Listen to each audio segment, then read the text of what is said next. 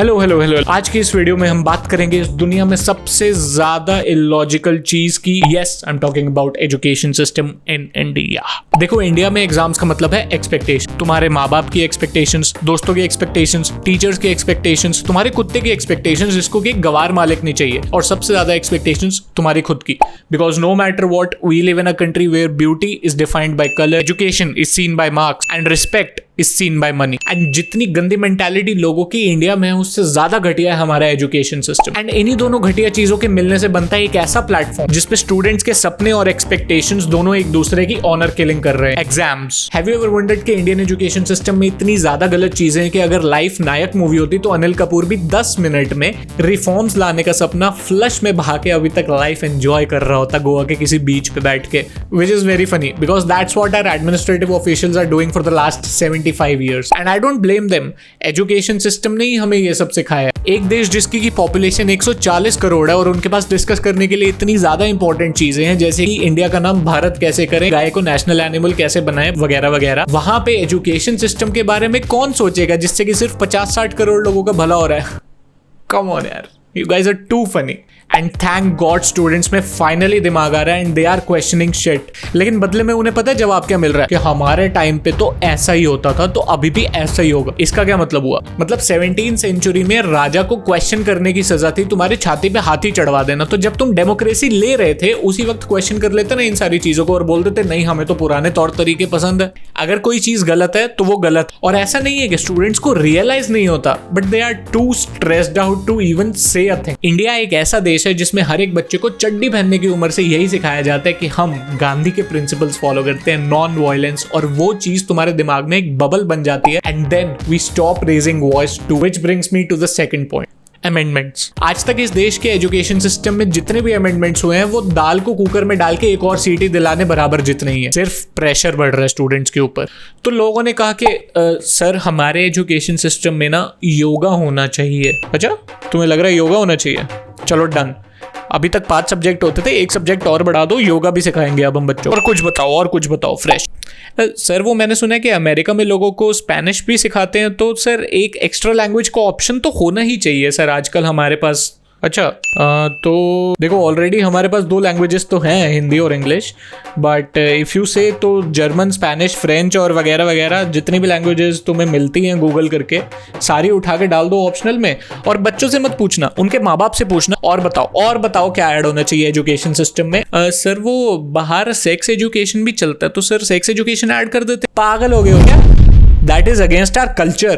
हाँ सर, आप तो खुद कामदेव के अदृश्य चोगे से धरती पे गिरे हो ना। तो ऐसे बनाया हमारा एजुकेशन सिस्टम। 7 सब्जेक्ट जिसमें 2 पसंद नहीं, 6 दिन स्कूल, हफ्ते में सिर्फ 1 sports period, because let's be honest, sports as a career does not exist in India. हफ्ते में 4 असाइनमेंट, होमवर्क, क्लास वर्क, घर आके 4 घंटे ट्यूशन, उसके बाद इंग्लिश की नॉवल पढ़ना जो कि अपेरेंटली सिलेबस में एडेड है for no reason at all. और इस सब के बाद भी अगर उसे सिर्फ 1 घंटे गेम खेल लिए ना स्ट्रेस को रिलीज करने के लिए, तो माँ बाप ऐसी शक्ल बनाएंगे जैसे कि उसने जायदाद में हिस्सा मांग लिया हो। बेसिकली हम हिंदुस्तानियों ने गोरों को गॉड मान रखा है और उनके एजुकेशन सिस्टम से बहुत ही अनप्लान्ड तरीके से हम चीजें उठा के डाले जा रहे हैं हमारी दाल के अंदर। जिसके मार्क्स कम आ रहे हैं उसको ह्यूमिलिएट करेंगे और टैलेंट तो गया तेल लगाने। आज के टाइम में भी ना लोग ह्यूमैनिटीज नहीं लेते, कॉमर्स विदाउट मैथ्स लेते हैं, which is the stupidest thing I've ever heard and I frankly blame parents for this kind of mentality। बंदा आर्ट्स पढ़ के हिस्टोरियन वगैरह बनेगा तो नाक कट के गिर जाएगी ना तुम्हारी। इससे बढ़िया तो है कि 33 नंबर लेके साइंस पास कर दे, कहीं पे डोनेशन देके किसी प्राइवेट कॉलेज से तुम्हें इंजीनियरिंग करा ही देंगे और उसके बाद विप्रो में लग जाओगे 3.5 लाख रुपए का पैकेज लेके सॉफ्टवेयर डेवलपर। पैशन तो गया तेल लगाने, है ना? Nice plan uncle ji. Which brings me to a lighter point in this rant, the exam day। अब जब तुम काफी टाइम इन सारी फिलोसॉफिकल चीजों के बारे में सोच लोगे ना तो तुम्हें ट्रिवियल चीजों से भी इरिटेशन होने लग जाएगी। सबसे पहले शुरू करते हैं OMR शीट से। हम फुद्दू थे जो कि ये सपना ले रहे थे कि 2020 में उड़ने वाली गाड़ियां होंगी, लोग टाइम ट्रैवल कर पाएंगे, लेकिन द फैक्ट इज आज तक हमसे एक ऐसी OMR शीट नहीं बनी जिसके ऊपर ब्लैक बॉल पॉइंट पेन के अलावा और कोई भी पेन चल जाए। This is so irritating. Like क्यों पता है तुम्हें कितना मुश्किल हो जाता है हम जैसों के लिए चीजों का ध्यान रखना। हमने पूरी स्कूल और कॉलेज लाइफ एक 3 रुपए के पेन से निकाली है जिसका कि ढक्कन भी हमने चबा रखा था अच्छे तरीके से, और कभी कभी तो वो भी चोरी का पेन होता था। फिर तुम पूरे दिन के भूखे प्यासे एग्जाम हॉल में स्ट्रेस्ड आउट होके पेन जुगाड़ ही रहे होते हो, उसके बाद OMR शीट पे लिखने ही लगते हो अपना नाम वाम, तभी कैंटीन का छोटू आ जाता है गरम गरम समोसे और चाय लेके इन्विजिलेटर को देने।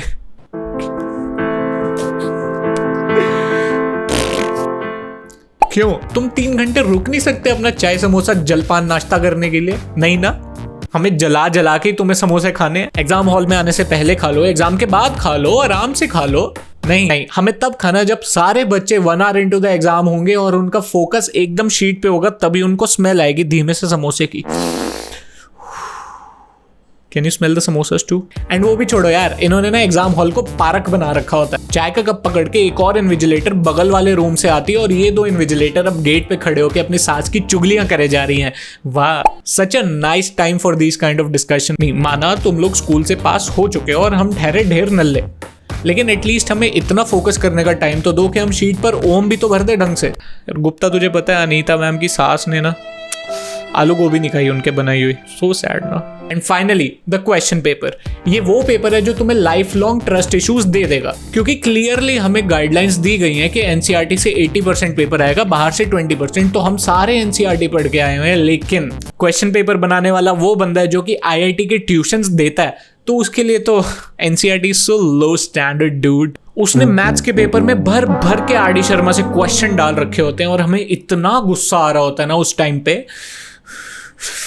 And there is a hierarchy. हमारे बोर्ड वाले तुम्हारे टीचर्स को रीच आउट करते हैं और बोलते हैं कि एक एक क्वेश्चन पेपर बना के दे दो, और फाइनली जो रिव्यू करने वाला बंदा होता है वो सिलेक्ट करता है कि कौन सा क्वेश्चन पेपर बच्चों को हम देंगे। ये बंदा वो है जो 25 साल की उम्र में सरकारी नौकरी लग चुका है और इसकी जिंदगी के सारे ड्रीम्स पूरे हो चुके हैं अकॉर्डिंग टू सोसाइटी। तो ये अक्कड़ बक्कड़ बम्बे बो करके उठा लेता है कोई भी पेपर और उसको चिपका देता है, और फिर तुम क्वेश्चन पेपर खोलते हो, उसके अंदर कोई फिगर गलत होती है, कोई टेबल नंबर गलत होता है, कोई एलिमेंट का नाम गलत होता है, कोई रिएक्शन गलत होता है, ऊट पटांग चीजें ब्ला ब्ला। स्टूडेंट्स को इन सबसे फर्क नहीं पड़ता, क्योंकि उन्हें पता है कि बोर्ड को अपना रिजल्ट अच्छा दिखाने के चक्कर में सबको नंबर बांटने ही पड़ेंगे। तो हर चौथे बंदे के 95% आ रहे होते हैं, और जो गवार बच्चा आई डिडंट न्यू बोल रहा होता है उसके इंग्लिश में 100 नंबर आ रहे होते हैं।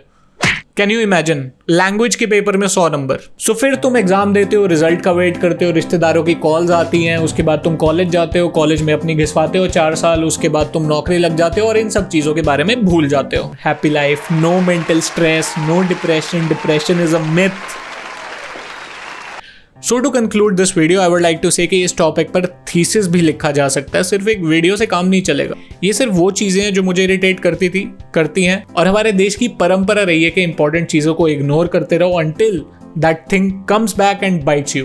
एंड नो मैटर हम कितने ही खुश होते रहे कि आईआईटी यूनिवर्सिटीज की लिस्ट में टॉप 200 आ गया ग्लोबली एंड ऑल, मैं ये जानता हूँ कि अगर 2.5 करोड़ इंजीनियर्स में से वो क्रीम जो कि टॉप के 250 लोग हैं, अगर वो इस एजुकेशन सिस्टम को सरवाइव करके इतनी ऊपर तक पहुंच रहे हैं, तो इसके अंदर उनकी मेहनत है, उनकी कैपेबिलिटी है। Education system has nothing to do with it.